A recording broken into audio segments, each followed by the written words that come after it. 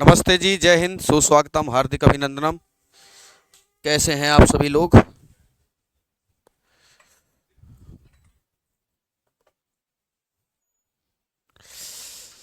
कैसे हो भैया? सर आपसे एक रिक्वेस्ट है। अच्छा, हम देख लेंगे अपने हिसाब से। हम सही ही चल रहे हैं और अपने हिसाब से हम जो निर्णय लेते हैं ठीक लेते हैं। ठीक है। आपकी भलाई के बारे में मुझसे ज़्यादा तत्पर आदमी इस समय कोई है नहीं एक्चुअल में। ठीक है। तो मैं जो निर्णय ले रहा हूँ वो सटीक निर्णय ले रहा हूँ। ठीक है। कैसे हो भैया? चलो, आइए मैं आपको एक चीज़ समझाता हूँ आज, बहुत ही शानदार, अति उत्तम वाली। आज हम बात करेंगे हाइड्रोस्फीयर, जल मंडल। अब वो लिथोस्फीयर मैंने पूरा पढ़ा दिया आपको। जल मंडल का विकास,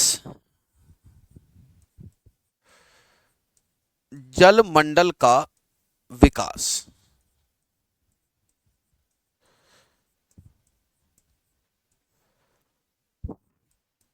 फॉर्मेशन ऑफ हाइड्रोस्फीयर,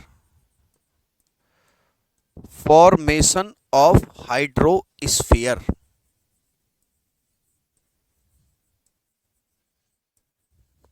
तुम्हें एक चीज पता है? नहीं पता तो मैं बताता हूं तुम्हें क्या है। अगर आप पृथ्वी को देखोगे तो पृथ्वी कुछ ऐसी दिखाई देगी आपको। पृथ्वी आपको कुछ ऐसी दिखाई देगी, इस तरीके से।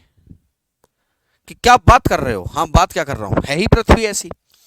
भैया एक बात बताओ, समुद्र वाला हिस्सा नहीं गिनोगे? यहां पर ये समुद्र है जिनमें पानी भरा हुआ है,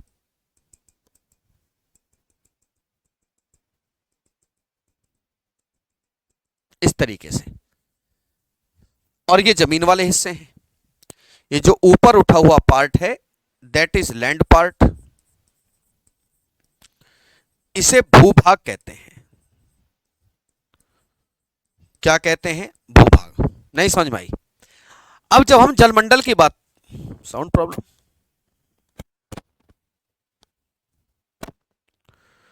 वॉइस में ग्लिच नहीं आ रहा होगा। ठीक है।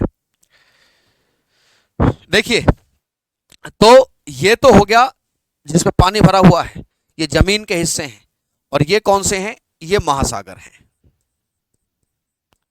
महासागर, ओशंस। भैया जो समुद्री भाग हैं,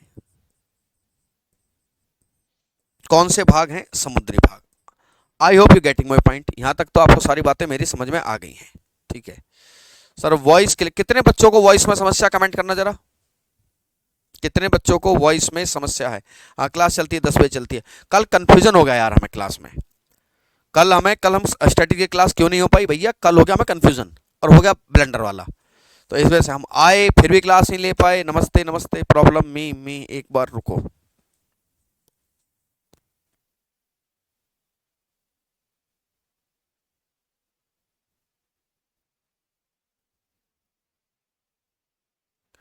तो जैसे ही आप जलमंडल का विकास पढ़ते हो, इसमें दो बातें आपको समझ में आती हैं।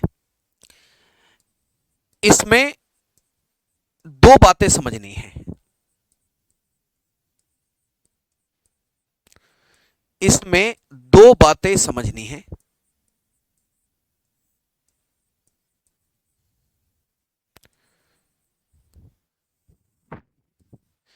We have to consider, we have to Kans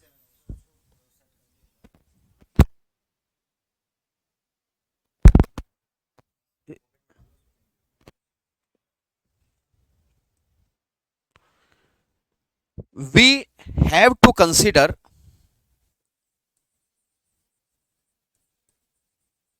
to points. हम दो पॉइंट कंसीडर करेंगे। पहला, महासागरों की उत्पत्ति। महासागरों की उत्पत्ति, the origin of oceans, the origin of oceans.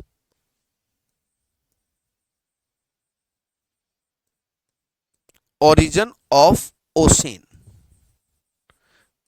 क्यों भैया? भाई हर आदमी जानना चाहता है कि जी महासागर कैसे बने, ये भी तो बताओ। दूसरा, महासागरों में जल का भरना, महासागरों में जल का भरना।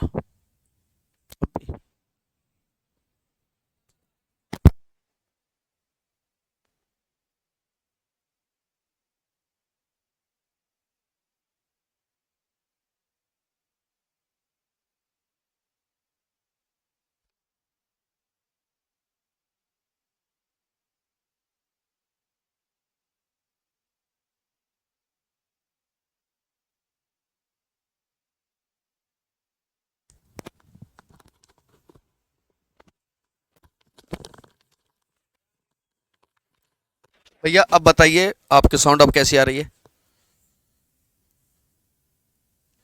बच्चों बताइए, अभी आपको साउंड एकदम क्लियर आ रही है?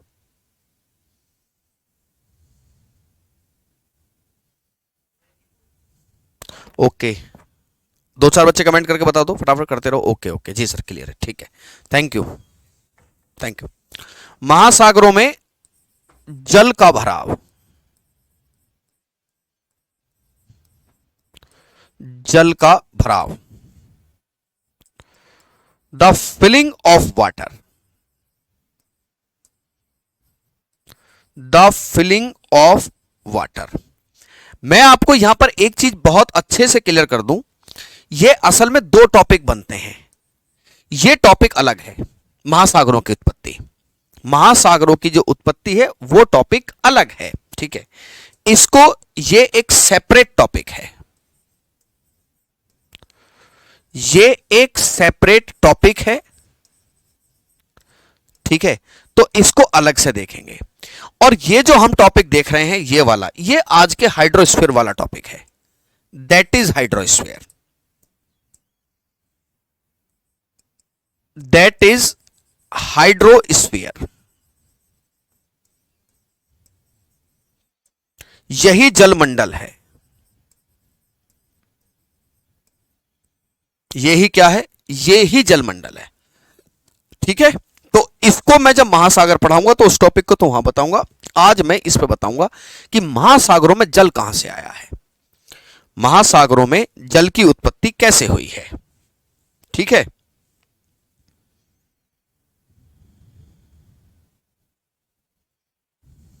चलो,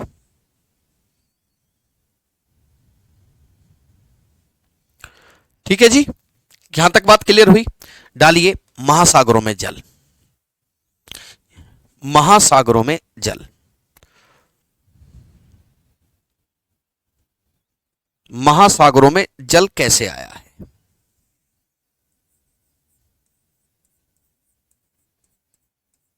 महासागरों में जल कैसे आया। चलिए साहब, अब मैं आपको कुछ बातें बता रहा हूं, थोड़ा सा इस चीज को समझिएगा, महासागरों में जल कैसे आया है। देखिए, इस संबंध में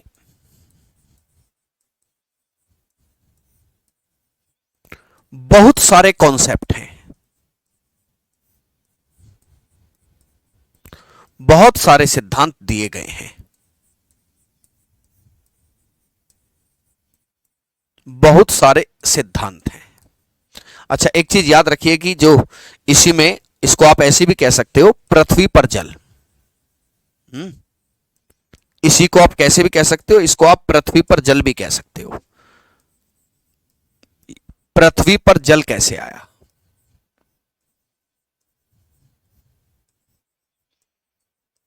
पृथ्वी पर जल कैसे आया,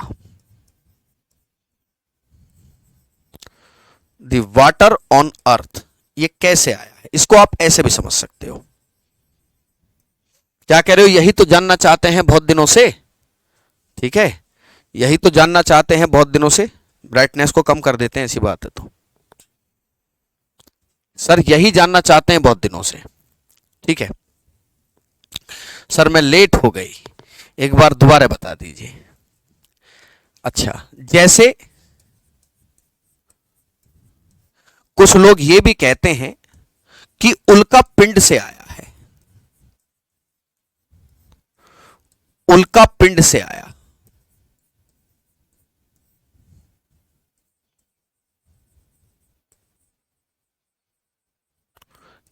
केम फ्रॉम मेटोराइट्स, उल्का पिंड से लोग ये भी कहते हैं। ठीक है, यूएफओ वाली न्यूज सच क्या है वो भैया पता नहीं क्यों किसने वायरल कर दी यार, वो अमेरिका की न्यूज है। ठीक है, पता नहीं लोग बाग क्या बोलें।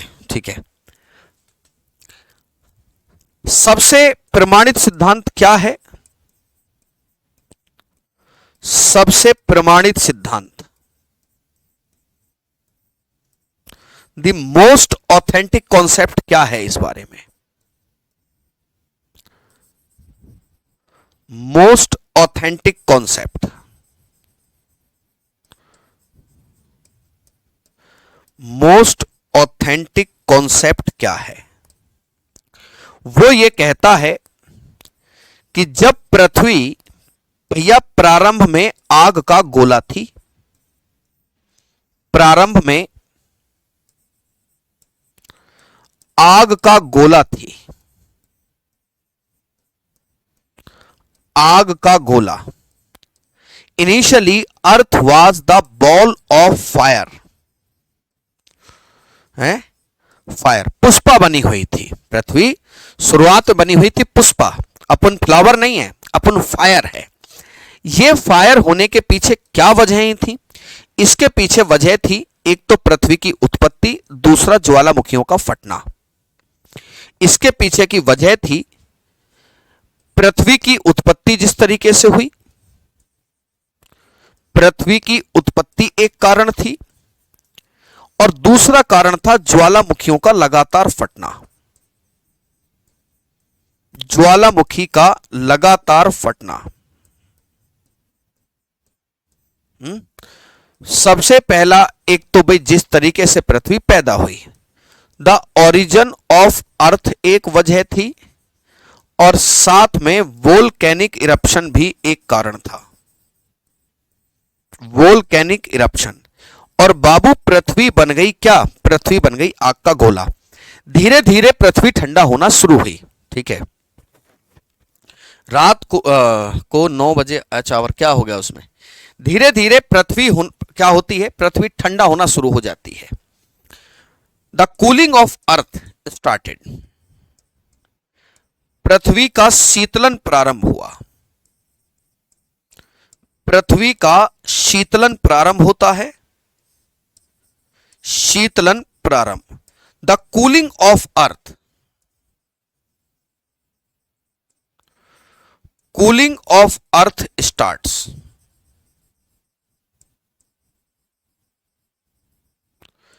पृथ्वी की जो कूलिंग है वो शुरू हो गई। ठीक है, शंकर भगवान की जटाओं से देखो सुनो, कुछ बच्चे कह रहे हैं सर इसको ब्लैक कर लीजिए। आप ही लोगों की भलाई के लिए करता हूं मैं, पूछो क्या भलाई है इसमें, पूछो तब बताऊंगा कि सर व्हाइट बोर्ड रखने से क्या भलाई है। तुम्हारी पीडीएफ ठीक निकल जाती है, जिन बच्चों को पीडीएफ निकालनी है उसको उनको फायदा हो जाता है। ब्लैक वाले से पीडीएफ नहीं निकाल पाओगे तुम, व्हाइट वाला जब तुम्हें पीडीएफ मिलेगी और तुम पीडीएफ के प्रिंट आउट भी निकालने चले गए रजनीश, तो आपका क्या होता है, आपकी पीडीएफ ठीक निकल जाती है। हाँ, पीडीएफ बढ़िया निकल जाती है, आप ही के भलाई के लिए करता हूं, है ना, तो समझे। पॉलिटिकल जल्दी पढ़ाएंगे। तो पृथ्वी का the cooling of earth starts, cooling जो है वो स्टार्ट हुई पृथ्वी की। और जब कूलिंग स्टार्ट हुई तो एक सेकंड मैं एक नोट लिख दूं, एक नोट लिख देता हूं, जरा समझिएगा। मैं एक नोट लिख रहा हूं, यहां पर लिख रहा हूं नोट। नोट ये है कि जब वोल्केनिक इरप्शन हुआ, वोल्केनिक इरप्शन हुआ, एक मिनट इस तरफ लिख लीजिएगा नोट। तो भैया इसमें से निकली जलवाष्प, जलवाष्प, इसी में से निकली सल्फर, इसी में से निकली कार्बन डाइऑक्साइड, इसी में से निकली नाइट्रोजन, नाइट्रोजन। और मेंशन करिए इस बात को कि ऑक्सीजन नहीं निकली है। ठीक है, मेंशन कीजिए कि ऑक्सीजन नहीं आई है। क्या निकली वॉल्केनिक इरप्शन से? वाटर वेपर्स निकले, सल्फर निकली, कार्बन डाइऑक्साइड, नाइट्रोजन। क्या क्या ठीक है, क्या ऑक्सीजन निकली? नहीं, ऑक्सीजन नहीं निकलती है, ऑक्सीजन उससे नहीं निकल रही है। नहीं समझे? यानी कि जीवन जीने के लिए जब गैसें फट रही थी, ठीक है, जो गैसें फट रही थी, जो वोल्केनिक इरप्शन हो रहे थे, जब गैस बन रही थी, उनमें ऑक्सीजन थी ही नहीं। अरे अभी ब्लैक कर देता हूं भैया, रुक जाओ 2 मिनट यार, ठीक है, अब इसको तो पूरा कर लेने दो, ठीक है। तो उससे क्या हुआ भैया? उससे हुआ ये कि उसमें ऑक्सीजन नहीं थी, फिर ऑक्सीजन कैसे बनी? वही बात अब नहीं है। चलिए, पृथ्वी की कूलिंग स्टार्ट हुई। अब मैं इसको बैक कर ही देता हूं, जब ज्यादा कर रहे हैं तो बच्चे। देखो भैया, the cooling of earth starts, जैसे ही कूलिंग ऑफ अर्थ, पृथ्वी का जो शीतलन प्रारंभ हुआ,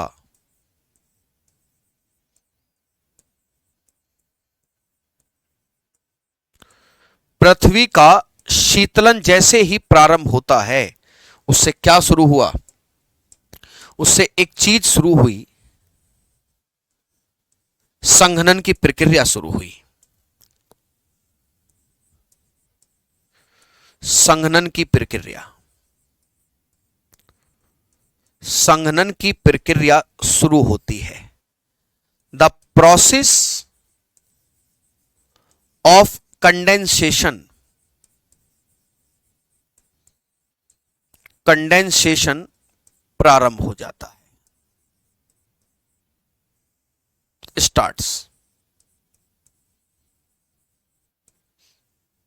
क्या होता है प्रोसेस ऑफ कंडेंसेशन? देखिए, जलवाष्प को ठंडे होने को कंडेंसेशन कहते हैं। जब जलवाष्प, क्योंकि water vapours is the example of gaseous state, जब वो कूल कर जाएंगे तो they will convert into crystals, they will convert into water crystals. वो कण बन जाएंगे। किसके कण बन जाएंगे? वो पानी कण बन जाएंगे। पानी कण हो जाएंगे तो फिर वो नीचे आएंगे बरसकर। क्या आएंगे? नीचे आते हैं बरसकर, ठीक है।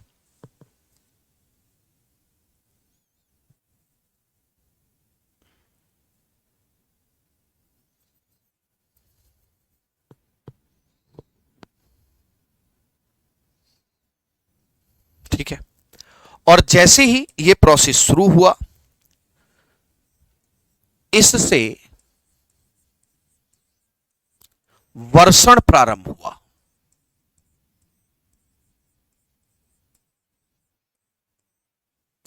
The starts of rainfall, rainfall, ठीक है। और इसी रेनफॉल से क्या होता है? पानी भरता चला जाता है, महासागरों में पानी भरता चला गया। महासागरों में पानी भरता चला गया,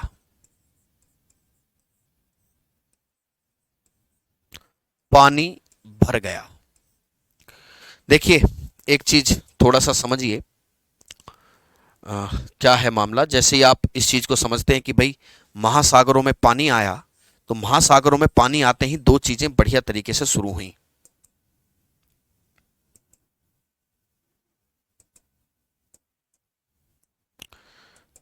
महासागरों में पानी से क्या हुआ?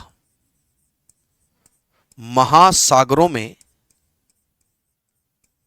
पानी आना शुरू हो गया। Water in oceans, water in ocean. एक चीज जरूर यहां बहुत ध्यान से समझो, महासागरों में जीवन पनपा। क्या हुआ भैया? महासागरों में जीवन पनपना शुरू हो गया। The life in oceans, life in oceans जो है वो प्रारंभ हुई। तो सबसे पहले जीवन कहां आया? कमेंट करके उत्तर दीजिए। भैया मैं सब लिखता हूं इंग्लिश में, आपका जो ऑब्जेक्शंस हैं वो नाजायज हैं, ठीक है, आपके ऑब्जेक्शंस एकदम नाजायज हैं। ऐसी कोई चीज नहीं है जो मैं इंग्लिश में नहीं लिखता हूं। मान लीजिए कोई छोटा मोटा शब्द इंग्लिश में नहीं लिखा तो ये समझ लो कि वो इतना बड़ा शब्द नहीं है कि आपको नहीं पता हो, है ना। भारत से हो आप, श्याम सुंदर, है ना, किससे हो, भारत से। तो ऐसा कोई चीज नहीं है कि आपको मैं मतलब लिखूं और इंग्लिश में ना लिखूं, ये ऑब्जेक्शन नाजायज है आपका, ठीक है। हाँ, सबसे पहले जीवन, नोट करके लिखना, नॉट, सबसे पहले जीवन समुद्र में आया है।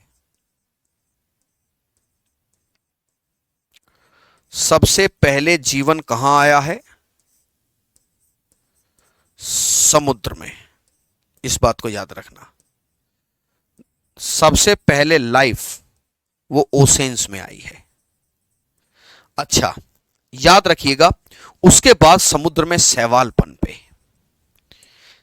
समुद्रों में क्या आए, समुद्रों में शैवाल आए,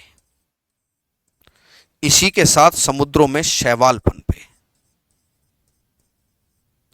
the origin of algae, the origin of algae क्या आते हैं, समुद्रों में आए हैं शैवाल। बट ये पानी सबसे पहले कहां से आया सर, भैया सबसे पहले पानी उल्का पिंडों से आया। मैंने कहा कि एक मिनट के लिए आप रुक जाइए, इसके बारे में बहुत सारी थ्योरी हैं।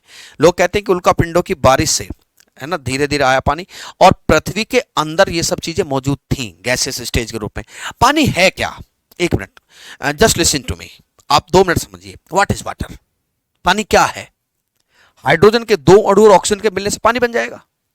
अगर हाइड्रोजन और ऑक्सीजन है कहीं मौजूद तो उससे पानी बनने की संभावना प्रबल हो जाएगी। भाई आप पानी को ऐसा क्यों सोचते हो, भाई पानी क्या है, हाइड्रोजन और ऑक्सीजन का मिलन ही तो है। अगर ये आइडियल कंडीशन में मिलती हैं तो ऑब्वियस बात है वो पानी बन जाएगा। वो हम लोग क्या देखते हैं, ठीक है, हम लोग क्या देखते हैं, अगर हाइड्रोजन मौजूद है, ऑक्सीजन मौजूद है, पानी बनेगा। वो तो H2O ही तो है, it is a chemical compound. भाई ये क्या है, what is water, water is a chemical compound, ये मैटर है, it is a chemical compound. पानी को ऐसा क्यों सोचते हो कि पानी बना बनाया बरसेगा कहीं से, अरे हाइड्रोजन ऑक्सीजन हो गया, पानी बन जाएगा, ठीक है, it is a chemical compound. तो समुद्रों में एल्गी पनपी और इस एल्गी से ऑक्सीजन रिलीज होनी शुरू होती है, ऑक्सीजन का बनना प्रारंभ हो जाता है।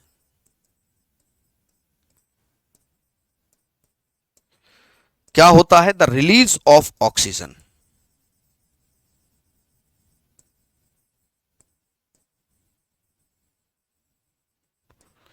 क्या हुई है, ऑक्सीजन उससे रिलीज होनी शुरू हुई है, ठीक है।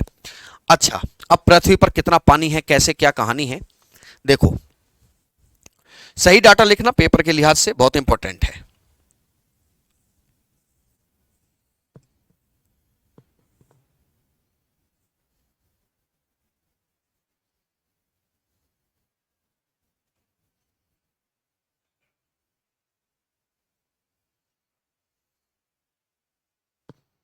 देखिए,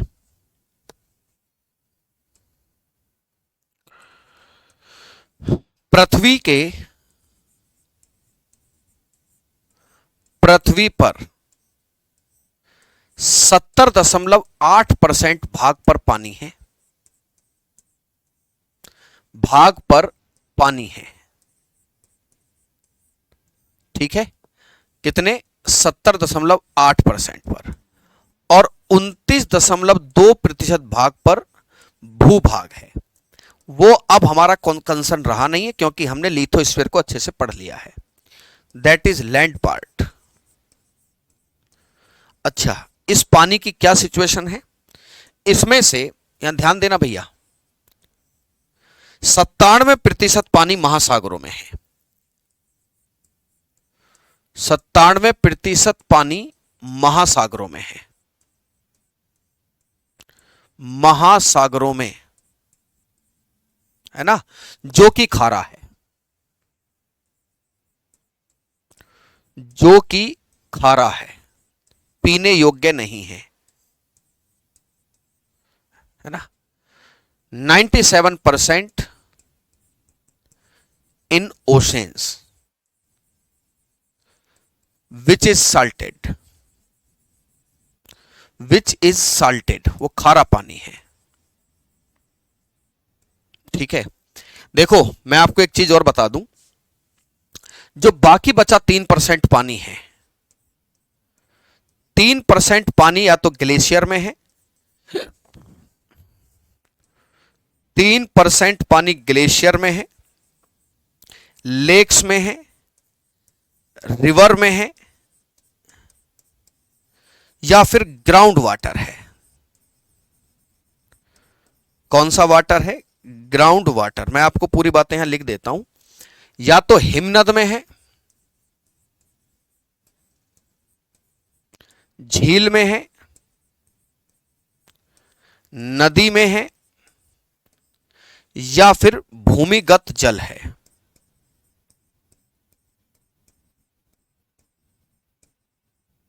ठीक है, यह केवल 3% पानी है। कौन सा है? 3%। ठीक है, ये 3% पानी केवल यहां मौजूद है और ये फ्रेश वाटर है। ये सारा का सारा पानी फ्रेश वाटर है। यह फ्रेश वाटर है।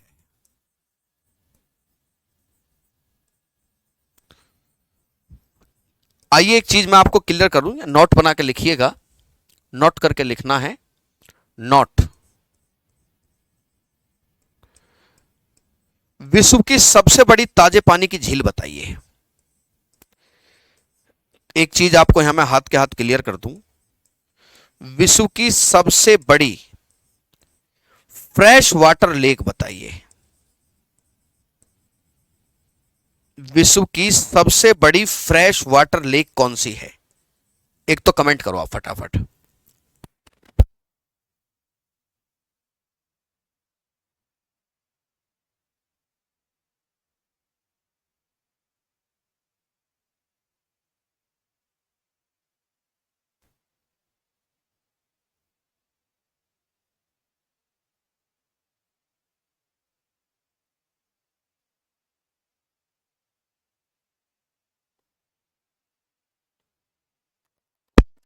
चिल्का, हाँ, सुपीरियर लेक है। लेकिन मैं आपको एक बड़ा इंटरेस्टिंग फैक्ट बताता हूं। कौन सी लेक है? सुपीरियर लेक है। लेकिन मेरे प्यारे भाई मैं आपको एक चीज बताऊं, अगर ये देखो, अगर आप ये देख लीजिए कि मान लीजिए भाई एक देश, भाई क्योंकि ये तो America, United states of America और कनाडा की सीमा पे है, एकमात्र ऐसा देश रूस है, समझे, एकमात्र ऐसा देश रूस है जिसपे पानी का सबसे बड़ा भंडार है, पानी का, बैकाल लेक। अगर केवल एक देश पर देखा जाए तो बैकाल लेक जो है पानी की, फ्रेश वाटर की सबसे बड़ी झील मानी जाती है। और आपको नहीं पता, जनरली बातों बातों में इस बात की चर्चा उठती है कि रशिया इसलिए भी मजबूत है क्योंकि रशिया के पास इस समय ताजे पानी का सबसे बड़ा भंडार है, बैकाल लेक। केवल रूस का कब्जा है इस पर, केवल रूस का कब्जा। और आपने कई बार सुना होगा कि आने वाले समय में वर्ल्ड वॉर हो सकता पानी के लिए, है ना? क्या हो सकता है? वर्ल्ड वॉर तक होने की संभावना है। ठीक है भैया, समझ गए? तो ये सारा पानी फ्रेश वाटर है। मैंने आपको बता दिया कि जो महासागर हैं, महासागरों को मैं अलग पढ़ाऊंगा। ठीक है, मैंने लिख दिया था कि दैट इज सेपरेट टॉपिक, ये सेपरेट टॉपिक है, महासागर में आपको अलग से पढ़ाने वाला हूं। ठीक है, बैकाल झील तो गहरा झील मानी जाती है, लेकिन बहुत बड़ी झील है। मतलब एक देश जिसका पानी पे सबसे बड़ा कब्जा है वो रशिया है, जिसका बैकाल झील पर बहुत जबरदस्त मतलब उसी की है वो झील। और फ्रेश वाटर अगर पर्टिकुलर कंट्री की नापी जाए तो वो रशिया के पास सबसे बड़ा बनता है। आइए हेडिंग डालिए, एटमॉस्फेयर कैसे बना? Atmosphere, the formation of atmosphere.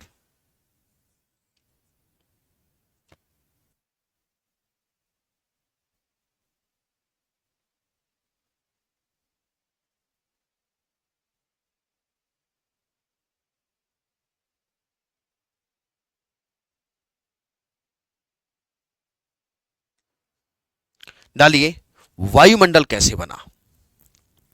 The formation of atmosphere.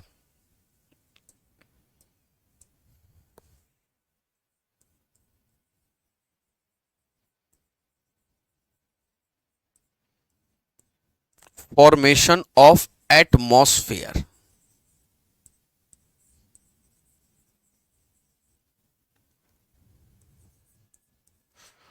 वायुमंडल का निर्माण कैसे हुआ?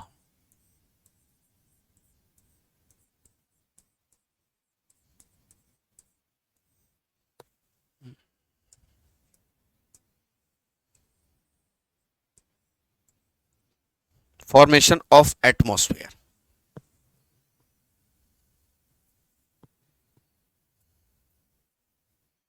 देखिए साहब, हाइड्रोस्फीयर का क्या इतना ही पार्ट था? हाँ वो बेटा, फिर वो महासागर आ जाते हैं आतिश, फिर वो आ जाते हैं ओशंस। वो ओशंस में आपको सेपरेट टॉपिक में पढ़ाऊंगा ना, वो सारी चीजें। वायुमंडल का निर्माण देखिए, परिभाषा देखना, परिभाषा।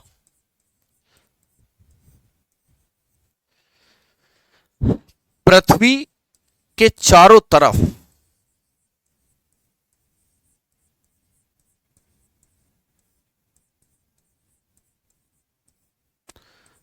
गैसों का आवरण, गैसों का आवरण, द कवर ऑफ गैसेस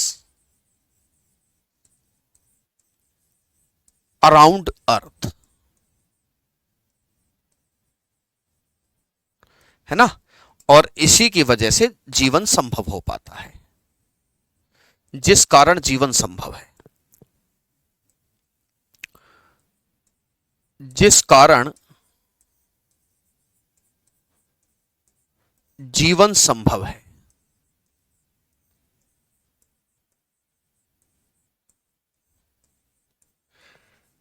देखिए,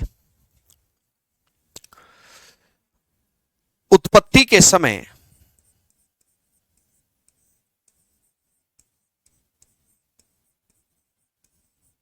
at the time of origin, ठीक है, यूनाइटेड स्टेट्स ऑफ अमेरिका और कनाडा की सीमा पर है। At the time of origin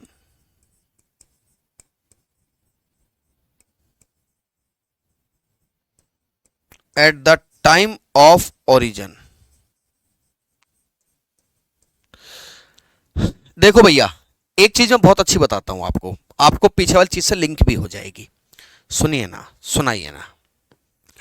मैंने आपको एक ग्रह पढ़ाया था, मैंने आपको एक ग्रह पढ़ाया था शुक्र, है आपको याद? हाँ सर याद है। मैंने बताया था कि काफी गर्म ग्रह है ये एक गर्म ग्रह है। हाँ सर, ये बताया था आपने कि शुक्र एक गर्म ग्रह है, ठीक है।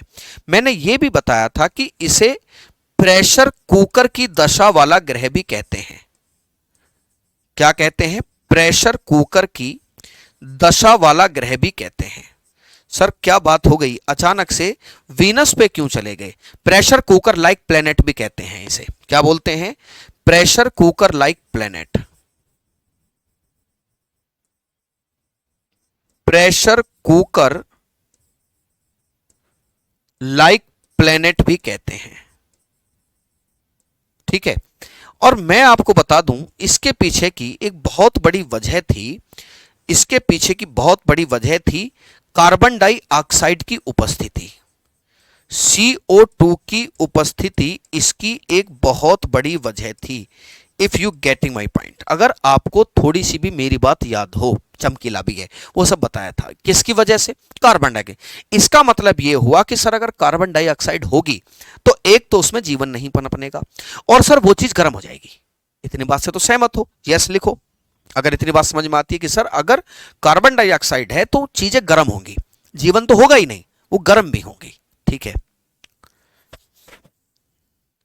बताओ बेटा अंकित, बात क्लियर है? प्रिया, कि sir if carbon dioxide is presence and the plant will be hotter and there no possibilities of life, ठीक है। हाँ तो ऐसा होगा। अब यही देखिए, इसी बात को यहां पर इंप्लीमेंट करना है। तो पृथ्वी की उत्पत्ति के समय क्या हुआ है, के समय सबसे ज्यादा हाइड्रोजन और हीलियम थी। सबसे ज्यादा हाइड्रोजन और हीलियम हुआ करती थी। हाइड्रोजन और हीलियम थी सबसे ज्यादा। सबसे ज्यादा हाइड्रोजन और हीलियम थी। समझ गए? The maximum amount of gases is of hydrogen and helium. सबसे ज्यादा हाइड्रोजन और हीलियम थी। अच्छा, दोनों मिल रही थी, दोनों मिली जुली थी, लेकिन हाइड्रोजन अलग हो गई, हीलियम अलग हो गई। आज आपको कहीं पे भी हाइड्रोजन और हीलियम आपको जनरली देखने को नहीं मिलेगी। ठीक है, ये साथ में साथ में थी कार्बन डाइऑक्साइड, सल्फर ऑक्साइड, साथ में थी नाइट्रोजन और ऑक्सीजन बहुत कम थी। ऑक्सीजन बहुत कम थी। ठीक है, ये मतलब ये अच्छी खासी थी। ऊपर के न मतलब तीर का मतलब होता ज्यादा होना। ठीक है, पृथ्वी के वायुमंडल में ये सब इस तरीके से थी, लेकिन क्या कम थी? ऑक्सीजन बहुत कम थी। एंड कौन सी गैस चाहिए? का गुरुजी चाहिए तो ऑक्सीजन ही, और ऑक्सीजन ही आप बता रहे हो है नहीं। देखिए उसके बाद क्या होता है, आपको यह समझ में आना चाहिए कि मैंने यह बताया था कि जब पृथ्वी का कूलिंग का प्रोसेस शुरू हुआ तो पृथ्वी के कूलिंग में कंडेंसेशन शुरू होता है, जिससे बारिश शुरू हुई। मेरे प्यारे दोस्त, मेरे प्यारे भाई और बहनों, शाजिया, सुमन, वरुण, राना, बेटा हुआ क्या, जब बारिश होनी शुरू हुई तो जो कार्बन डाइऑक्साइड मौजूद थी वो पानी में डिसॉल्व हो गई और समुद्रों में पहुंच गई। कार्बन डाइऑक्साइड डिसॉल्व हुई और डिसॉल्व होकर कहां पहुंच गई? समुद्रों में पहुंचने लगी। बात क्लियर हुई? ठीक है, क्या होता है, कार्बन डाइऑक्साइड थी, सर अभी आपने बताया था कि रेनफॉल शुरू हुआ तो पानी में घुल घुल कर कार्बन डाइऑक्साइड घुलने लगी, और घुलने के साथ साथ ऑब्वियस बात है जैसे जैसे कार्बन डाइऑक्साइड की मात्रा कम हुई वैसे वैसे पृथ्वी और ठंडी होती चली गई। ठीक है, अभी बताएंगे, सारी कहानी बताएंगे। ठीक है, तो यहां से बात, इतनी बात तो क्लियर हो गई है कि सबसे ज्यादा सर हाइड्रोजन और हीलियम थी, साथ में थी carbon dioxide, sulphur oxide, nitrogen, और ऑक्सीजन बहुत कम थी। जब बारिश होनी शुरू हुई, देखिए जब रेनफॉल होना शुरू हुआ, जब वर्षण प्रारंभ हुआ, मेरे भाई जब रेनफॉल शुरू हुआ, जब रेनफॉल स्टार्ट हुआ, बाबू क्या शुरू होता है, जब रेनफॉल स्टार्ट होता है तो रेनफॉल के स्टार्ट होते ही कार्बन डाइऑक्साइड घुलने लगी।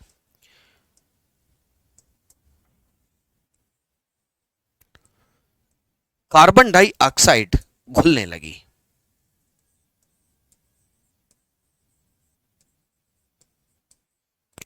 CO2 घुलनी प्रारंभ हो गई, डिसॉल्व स्टार्ट हो गया।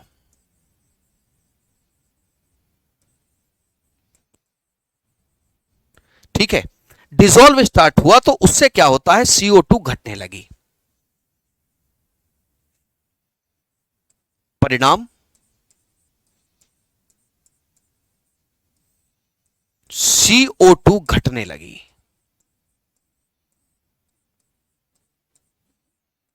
समझ में आ गई बात? CO2 घटने लगी। ठीक है, फिर क्या होता है, समुद्र में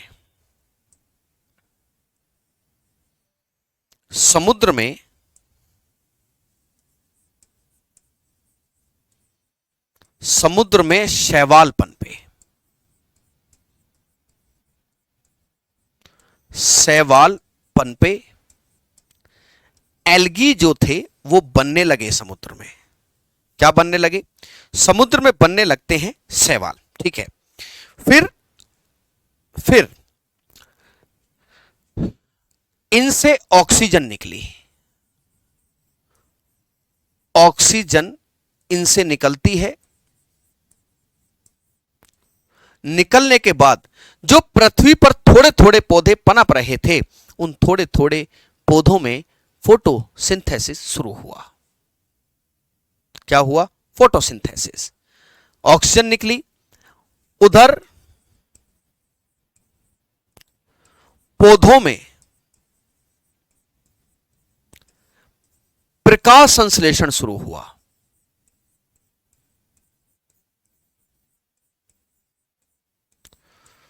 पौधों में प्रकाश संश्लेषण प्रारंभ हुआ।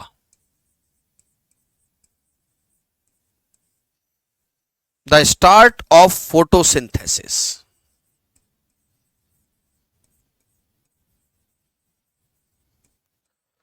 और फोटोसिंथेसिस में क्या होता है? फोटोसिंथेसिस में भी ऑक्सीजन निकलती है। ऑक्सीजन एक्सर्शन, ऑक्सीजन का उत्सर्जन हुआ।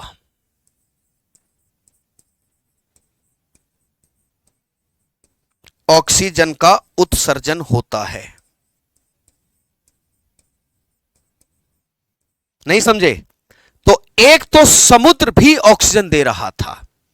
दुर्गा कुमारी पूछ रही हैं, सर शैवाल ऑक्सीजन कैसे निकालते हैं? ये बायोलॉजी का विषय है, आप मैम से जरूर पूछिएगा कि सर मैडम बताइए बिना ट्री के ऑक्सीजन कैसे निकाली। बिना ट्री के नहीं, धीरे धीरे पेड़ पनप रहे थे। देखो रितेश, एक चीज सुन लो बेटा सभी लोग, अब आप मुझसे पूछोगे कि पृथ्वी पे पेड़ कैसे आया? सर पृथ्वी पे पेड़ कैसे आया? बात तो तुम्हारी सही है। इसके लिए अभी मैं एक टॉपिक पढ़ाऊंगा, पृथ्वी पर जीवन। पृथ्वी पर जीवन एक टॉपिक पढ़ाऊंगा। मैं बताऊंगा कि कैसे लाइफ समुद्र से निकलकर धरती पर पहुंची। मैं बताऊंगा कि कैसे धरती पर पेड़ पौधे पनपे। नहीं समझ भाई? मैं ये सारी चीजें आपको बताऊंगा। नहीं समझ भाई? द लाइफ ऑन अर्थ, ये मैं आपको बताऊंगा, है ना?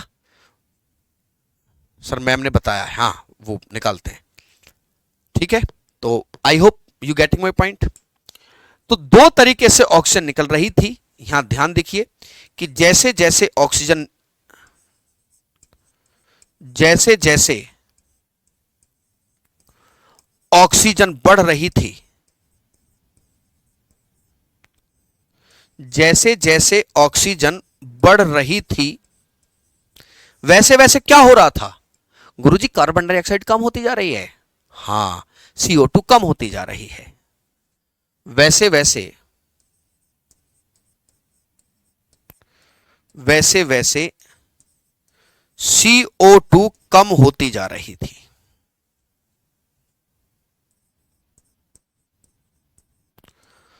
कम होती जा रही थी। और these are the ideal condition to origin of life on earth। पृथ्वी पर जीवन संभव हो पाया। पृथ्वी पर जीवन संभव हो पाया।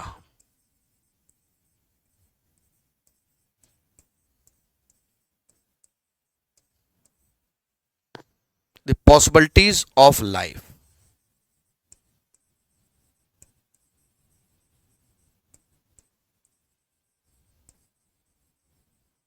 ठीक है, अब जो हमारा यहीं से हमारा एक टॉपिक बन जाता है, यहीं से हमारा टॉपिक बन जाता है लाइफ ऑन अर्थ।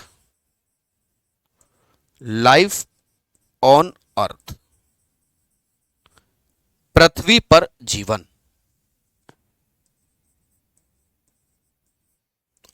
पृथ्वी पर जीवन। बच्चे पूछ रहे हैं सर PDF कहाँ मिलेगा? तो जब आपकी क्लास हो जाएगी, क्लास में जब आप जाते हो तो नीचे ही ऑप्शन लगा होता है PDF का। PDF आपकी वहीं पर सेट कर दी जाएगी। ठीक है, समझे आप?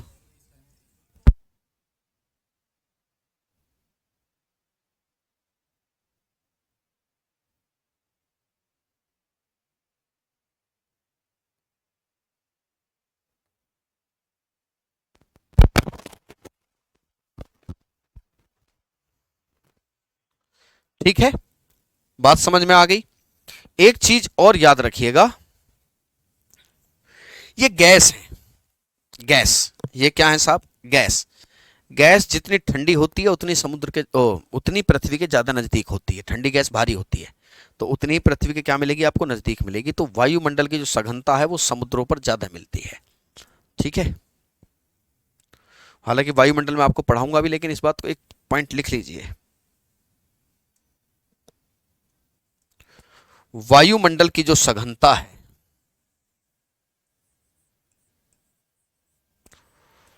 वायुमंडल की जो सघनता है, जो डेंसिटी ऑफ एटमॉस्फेयर है,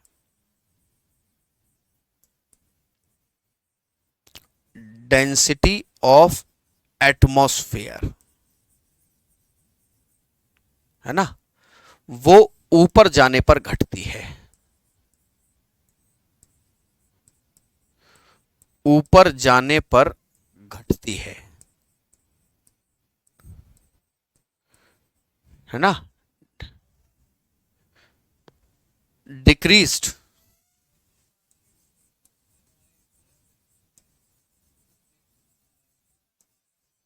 in upward direction, decreased in upward direction.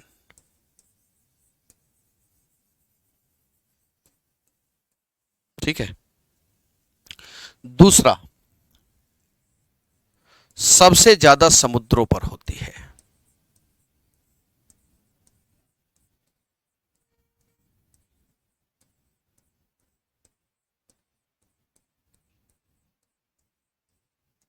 महासागरों पर सबसे ज्यादा महासागरों।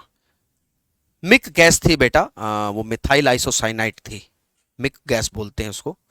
और साइनाइड तो आप जितने समझते हैं सब पेस्टिसाइड में इस्तेमाल होते हैं, तो बड़ी खतरनाक गैस थी। अभी चल रहा, आपने देखा होगा भोपाल में वो जो यूनियन कार्बाइड जो फैक्ट्री थी जिसमें गैस का रिसाव हुआ था, अब क्या चल रहा है कि वो फैक्ट्री बंद कर दी गई थी।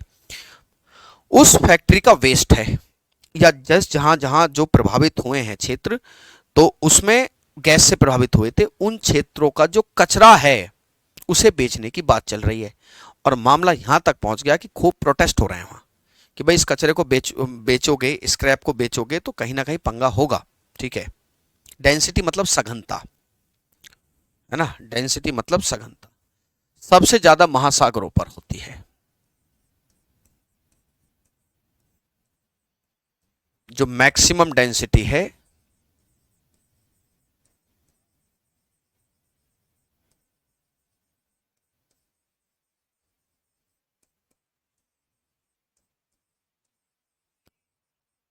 ओसेन्स।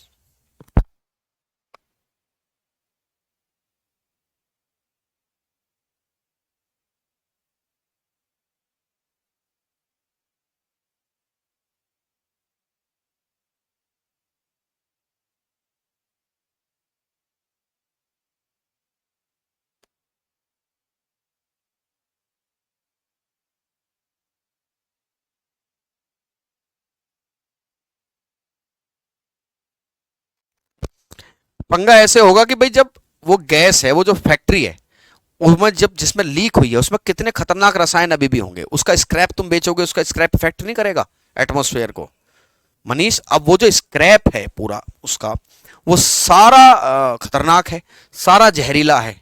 सरकार उसको बेचना चाहती है, यूनियन कार्बाइड बंद हो चुकी है, लोग वहां के प्रोटेस्ट कर रहे हैं कि भाई साहब स्क्रैप से भी कुछ निकल सकता है, पंगा हो जाएगा हमारे साथ, है ना।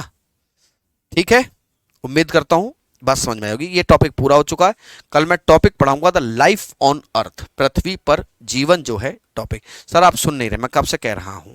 वायुमंडल की फर्स्ट स्लाइड दिखा दो भैया। देखो लड़ रहा है आदमी हमसे, देख लो बच्चों, ये रही फर्स्ट स्लाइड, ये है फर्स्ट स्लाइड, देख लेना, क्लास कहीं चली जाएगी, है ना। Chernobyl tragedy. ठीक है जी, चलिए साहब नोट कीजिए, अब कल मिलेंगे आपसे। The life on earth.